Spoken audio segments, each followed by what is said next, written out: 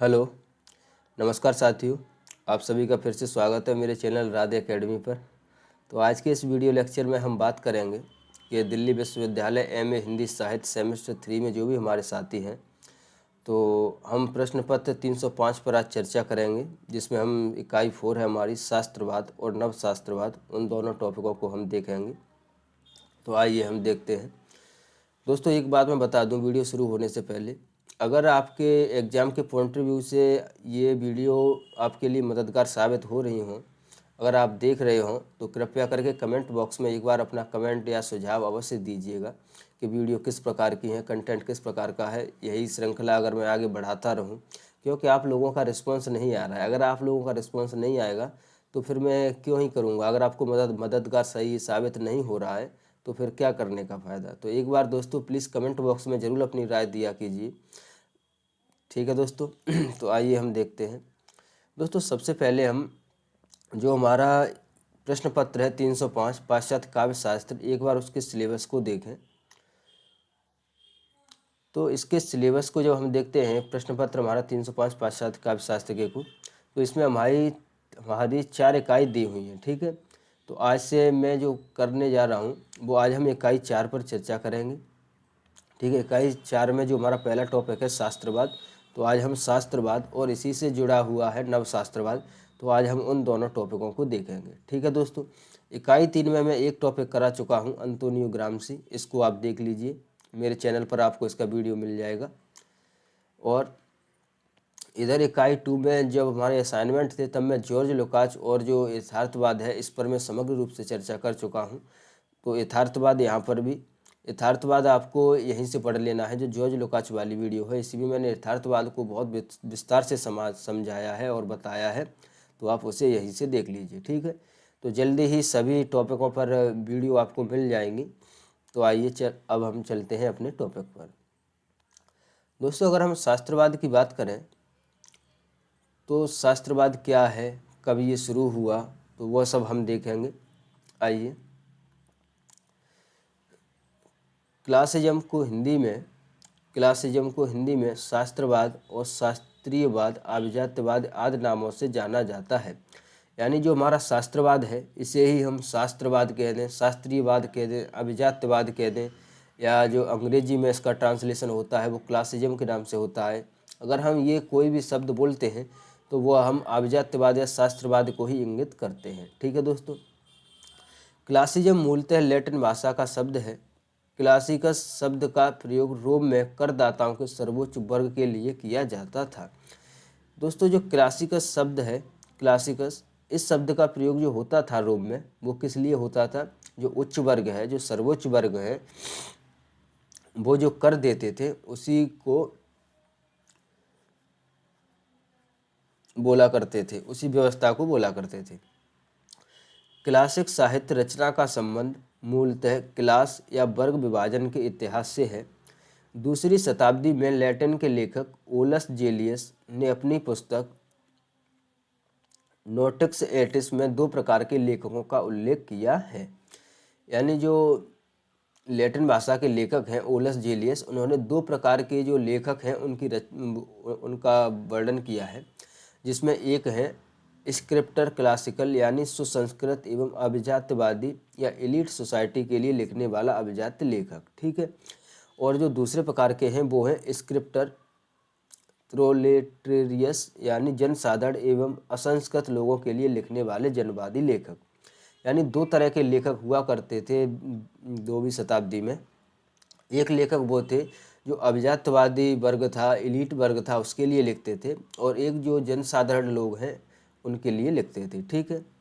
परंतु आगे देखिए कि परंतु जैसा शिपले ने संकेत किया है, उच्च वर्ग की कला या साहित्य के अर्थ में क्लासिज्म शब्द का प्रयोग आरंभ के तत्काल बाद ही अप्रचलित हो गया, अतः वर्तमान युग में उसकी विशेष प्रासंगिकता नहीं है।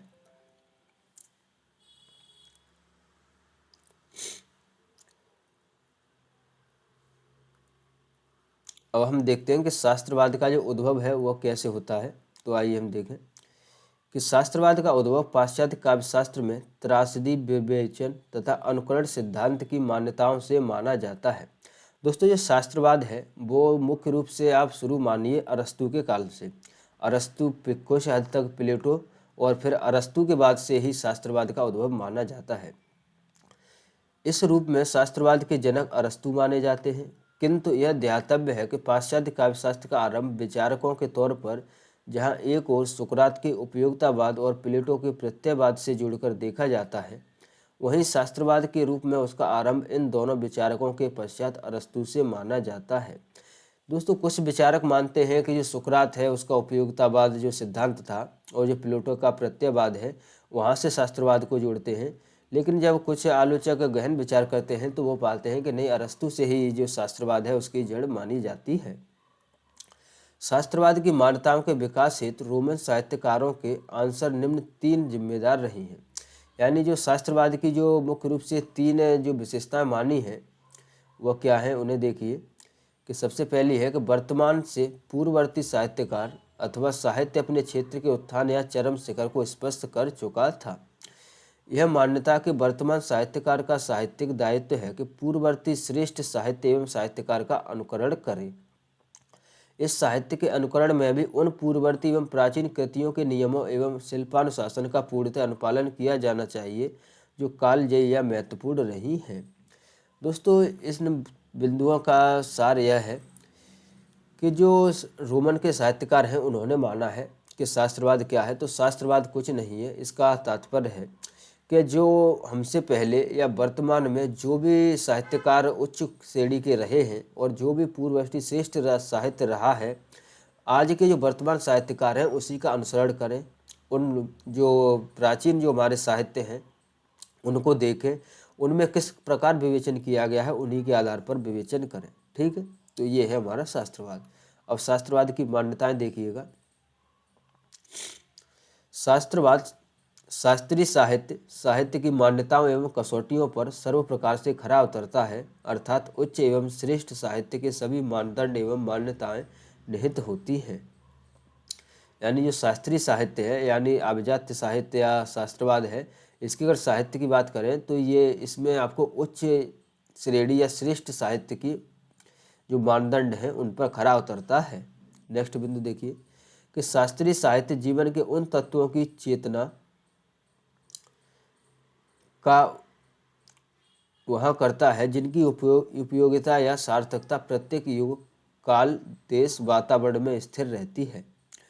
शास्त्रवाद रचना निर्माण की प्रक्रिया में भव्य या उदात्त विचारों के समावेश पर बल देता है। शास्त्रवाद साहित्य में लोक मंगल या लोक कल्याण की भावना को महत्वपूर्ण रूप से स्थापित करता है।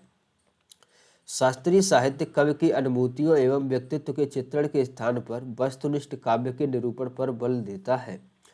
शास्त्रीय साहित्य उदात्त कथानक एवं उदात्त चरित्रों को रचना प्रक्रिया में अधिक महत्व देता है।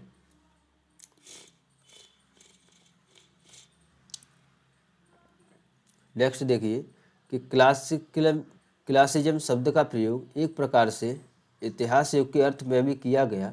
काफ़ी समय तक यह धारणा बनी रही कि कालजयी कृतियों के जो हर समय जीवित रहे, जैसे रचना है हमारी गोदान महाभारत, केवल ग्रीक एवं लैटिन में हुई है। अतः इस शब्द का प्रयोग ऐतिहासिक श्रेणी के रूप में एक ऐसे युग के लिए भी किया जाता है जिसमें सर्वश्रेष्ठ या कालजयी साहित्य की रचना हुई हो। आरंभ में प्राचीन ग्रीस और रोम की संस्कृति और इतिहास का अध्ययन की प्रवृत्ति को तथा ग्रीक और लैटिन की रचनाओं एवं रचनाकारों के आदर्श का अनुकरण करने और उनके टक्कर की कृतियों के रचने की प्रवृत्ति को भी क्लासिज्म कहा गया है। वर्तमान में इस शब्द से किसी वर्ग विशेष की कला अथवा साहित्य का बोध नहीं होता, किंतु कालक्रम में कुछ विशेष प्रकार की कलात्मक गौर साहित्यिक प्रवृत्तियों तथा रचनाओं के लिए यह शब्द रूढ़ हो गया है। ठीक है दोस्तों, तो ये इसका दूसरा प्रकार है क्लासिज्म शब्द का। अब डिस्कस देखिएगा कि अभिजात्यवादी सिद्धांत और आलोचना में आगे चलकर जो विकास हुआ वह प्राय प्लेटो और अरस्तु की उद्भावनाओं पर आधारित रहा। उदाहरण के लिए प्लेटो ने शिक्षा को काव्य का प्रयोजन माना था और अरस्तु ने आनंद को। होरेस ने आनंद और शिक्षा दोनों को काव्य प्रयोजन के रूप में प्रतिष्ठित किया। परिवर्ती युगों में होरेस की मान्यता को अधिक स्वीकृति मिली, प्राथमिकता चाहे जिसे दी जाए। हाँ, लॉन्जाइनस ने भावोन्मेष या भाव विह्वलता को प्रमुख प्रयोजन माना, जो आनंद का ही एक रूप है। हालांकि कुछ अंतर के साथ होरेस ने प्लेटो और अरस्तु की इस मान्यता को तो स्वीकार किया कि कला प्रकृति का अनुकरण है, किंतु साथ ही यह भी जोड़ा कि युवा कवियों के संदर्भ में यह भी महत्वपूर्ण है कि वे अतीत के महान लेखकों का अनुसरण करें। ठीक है दोस्तों, तो शास्त्रवाद से अगर आपके एग्जाम में अगर टिप्पणी आए तो उसके लिए काफ़ी कंटेंट है, तो आप इसको देख सकते हैं। ठीक है, शास्त्रवाद। अब हम बात करते हैं शास्त्रवाद। शास्त्रवाद से ही जुड़ा हुआ है नवशास्त्रवाद। ठीक है, एक मिनट दोस्तों।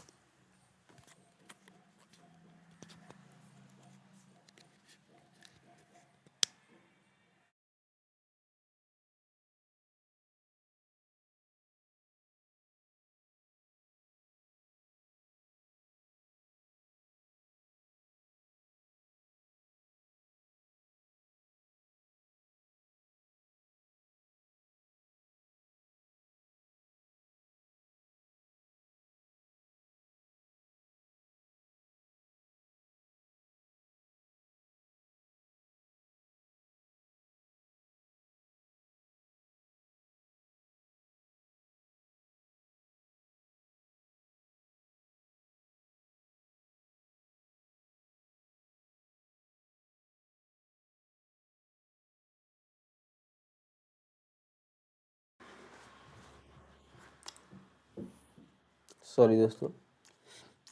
हाँ, तो अब हम नवशास्त्र पर बात करें तो नवशास्त्र के बारे में देखिए कि नवशास्त्र शब्द अंग्रेजी भाषा के न्यू क्लासिज्म का हिंदी रूपांतरण है। यानी जो नवशास्त्र है वह न्यू क्लासिज्म का हिंदी रूपांतरण है। नवशास्त्रवाद शब्द का संबंध भी शास्त्रवाद से ही है। इस प्रकार से नवशास्त्रवाद शास्त्रवाद का ही उन्नत व परिवर्धित संस्करण है। और दोस्तों नवशास्त्रवाद की बात करें तो जैसा कि इसके नाम से ही ज्ञात हो रहा है कि शास्त्रवाद का ही इससे जुड़ा हुआ होगा। जिस प्रकार शास्त्रवाद का केंद्र ग्रीक, यूनान या एथेंस क्षेत्र रहा है, उसी प्रकार नवशास्त्रवाद का केंद्र फ्रांस एवं कुछ संदर्भों में रोम भी माना जाता है। नवशास्त्रवाद के संबंध में यह प्रचलित है कि रेनेसा या पुनर्जागरण काल से ही इटली, फ्रांस तथा इंग्लैंड के अभिजात्यवादी या शास्त्रवादी साहित्यकारों द्वारा प्राचीन ग्रीक एवं रोम के साहित्यिक रचनाकारों एवं आलोचक विद्वानों के पद चिन्हों का अनुसरण करते हुए स्वयं को नवशास्त्रवादी घोषित करना महत्वपूर्ण था। पुनर्जागरणकालीन एवं नवशास्त्रवादी सैद्धांतिकी का संबंध 16वीं, 17वीं और 18वीं सदी के सिद्धांतकारों एवं आलोचकों से है। पुनर्जागरणकालीन आलोचकों में प्रमुख हैं Sir Philip Sidney, Ben Jonson, और नवशास्त्रवादी सिद्धांतकारों में प्रमुख हैं डॉक्टर सैमुअल जॉनसन। ड्राइडन उक्त दोनों युगों को जोड़ने वाली कड़ी है। ठीक है दोस्तों, फ्रांसीसी साहित्यकारों बोआलो, रेसाइन, कार्नील, ला नोसिव आदि ने ही सर्वप्रथम प्राचीन शास्त्रवादी साहित्यकारों मुख्यतः अरस्तु एवं होरेस के साहित्य सिद्धांतों को आदर्श मानकर 17-18वीं शताब्दी के मध्य साहित्य लेखन के जो नियम प्रस्तुत किए, उन्हें ही अवधारणा के तौर पर नवशास्त्र का मूल माना जाता है, जिसका प्रभाव फ्रांसीसी साहित्यकारों के साथ साथ आगे चलकर यूरोप तथा इंग्लैंड के रचनाकारों पर भी पड़ा। इसी कारण Philip Sidney, Ben Jonson, Pope, doctor Johnson आदि को नवशास्त्रवादी मान्यताओं को स्थापित करने वाले साहित्यकारों के रूप में गिना जाता है। अगर दोस्तों नवशास्त्रवाद के जो मान्यता है उन्हें स्थापित करने का अगर श्रेय दिया जाता है तो किसे दिया जाता है? तो Philip Sidney, Ben Jonson, Pope, doctor Johnson आदि को दिया जाता है। ठीक है, आगे देखिए कि नवशास्त्रवाद के जनक के तौर पर फ्रांसीसी विद्वान बोआलो को माना जाता है। बोआलो की यह मान्यता थी कि यह साहित्य की प्रत्येक विधा यथा जैसे महाकाव्य, त्रासदी, शोक गीत, संबोधन गीत आदि के लिखने में पर्याय ग्रीक एवं रोमन साहित्यकारों होमर, अरस्तु, वर्जिल, होरेस आदि को आधार बनाना चाहिए। बोआलो ने इन नियमों को साहित्यिक रचना के तौर पर इस प्रकार कठोरता से लागू किया। स्कॉट जेम्स ने नवशास्त्रवाद को सैनिक अनुशासन के साहित्यिक लेखन की संज्ञा दी। यानी जो बोआलो हैं उन्होंने इन नियमों पर इतना जोर दिया कि जो स्कॉट जेम्स हैं उन्होंने जो नवशास्त्रवाद है उसके लेखन को साहित्यिक लेखन कहा है, साहित्यिक अनुशासन, वो सैनिक अनुशासन कहा है। ठीक है, अब देखते हैं नवशास्त्रवादी संबंधी प्रमुख मान्यताएं क्या क्या हैं इसकी। तो देखिए कि नवशास्त्रवाद प्रकृति के अनुकरण पर विशेष बल देता है। जहाँ पर प्रकृति से तात्पर्य मानव स्वभाव से है, अर्थात मानव प्रकृति के उन पक्षों को ग्रहण करना उचित होगा जो देश काल वातावरण के आधार पर सार्वभौमिक संबंध हों। नवशास्त्रवाद आदर्शीकरण की प्रवृत्ति के अंतर्गत ही काव्यगत न्याय के सिद्धांत को अपनाता है, जिसकी यह मान्यता है कि कवि या लेखक से यह अपेक्षा है कि सज्जनों की प्रशंसा गुण कथन को महत्व देने के साथ साथ अपराधी एवं दुर्जनों की निंदा एवं दंड के प्रावधान की व्यवस्था करे एवं ईश्वरीय या ईश्वरी होगा दोस्तों, ईश्वरी विधान को न्याय संगत सिद्ध करे। नवशास्त्रवाद कला का उद्देश्य मनोरंजन के साथ एवं उपदेशात्मकता के भाव को मानता है। नवशास्त्रवाद विरेचन से तात्पर्य करुण एवं भय के भावों का कठोर हो जाना मानता है। नवशास्त्रवाद उदात्त रचना के तौर पर उसे महत्वपूर्ण मानता है, जिसमें काव्य कला के नियमों के साथ साथ ज्ञान या प्रबोधन का प्रयोग भी किया गया हो। नवशास्त्रवाद की यह मान्यता ही कि महाकाव्य या अन्य तरह की काव्यगत भेदों के लेखन हेतु कवि में उच्च कोटि की प्रतिभा एवं पर्याप्त ज्ञान राशि का संचय होना चाहिए। नवशास्त्रवाद रचना विधान के तौर पर अरस्तु की भांति किसी कृति को सावयव पूर्णता बल्कि सावयव कृति को खंडशः देखने का पक्षपाती है, अर्थात किसी रचना के मूल्यांकन हेतु वह कथा पात्र शैली विचार तत्व छंद आदि अलग अलग खंडों में बांटकर मूल्यांकन का समर्थन करता है। नवशास्त्रवाद कल्पना या भाव पक्ष के स्थान पर बुद्धि तत्व की प्रमुखता, मानव मन के मनोवैज्ञानिक अध्ययन पर बल, उच्च वर्ग एवं अभिजात्यता से संबंधित विषयों के चयन पर बल देता है। ठीक है, तो ये हमारी उसकी मान्यताएं रही। अंत में हम निष्कर्ष देखते हैं। तो निष्कर्ष देखिए कि 18वीं सदी के साहित्य और समीक्षा का संबंध नवशास्त्रवाद से है, इसमें संदेह नहीं, किंतु साथ ही हमें यह भी ध्यान में रखना चाहिए कि 18वीं सदी एक रूप शताब्दी नहीं थी। इस युग में लॉक जैसे अनुभववादी, गॉडविन जैसे सामाजिक चिंतकों के अलावा बर्न्स, ब्लैक, टॉमसन और कपूर जैसे पूर्व स्वच्छंदतावादी कवि हुए थे, जिन्होंने सामंती या अर्ध सामंती संस्कृति के खिलाफ विद्रोह किया। हिंदी में स्वच्छंदतावाद के आरंभिक उत्थान के संदर्भ में आचार्य रामचंद्र शुक्ल ने हिंदी साहित्य का इतिहास में बर्न्स और कूपर की भूमिका का उल्लेख किया है। 18वीं सदी के उत्तरार्ध में जो औद्योगिक क्रांति हुई, उसने धीरे धीरे अभिजात वर्गीय संस्कृति के सामाजिक आधार को कमजोर किया। राजनीतिक क्षेत्र में यही भूमिका फ्रांस की राज्य क्रांति ने निभाई। ऐसी स्थिति में पोप डॉक्टर जॉनसन जैसे साहित्यकारों की सामंती मूल्यों से जुड़ी सुसंस्कृति, उनकी कविता और आलोचना प्रतिमान पुराने पड़ गए और एक नई संस्कृति सामने आई। इस संस्कृति में जनता के बड़े वर्ग विशेष रूप से उभरते हुए मध्य वर्ग के हितों का प्रतिनिधित्व था। स्वच्छंदतावादी आंदोलन ने इसी नई ऐतिहासिक आवश्यकता की पूर्ति की। ठीक है दोस्तों, तो हमने शास्त्रवाद और नवशास्त्रवाद दोनों टॉपिकों पर चर्चा कर ली है और मुझे लग रहा है कि शायद आपके एग्जाम के पॉइंट रिव्यू से इतना बहुत है। और अगर आपको ये सही लगे तो कृपया आप कमेंट बॉक्स में ज़रूर अपनी प्रतिक्रिया दें। तो दोस्तों मिलते हैं अब नेक्स्ट टॉपिक पर, नेक्स्ट वीडियो में। धन्यवाद।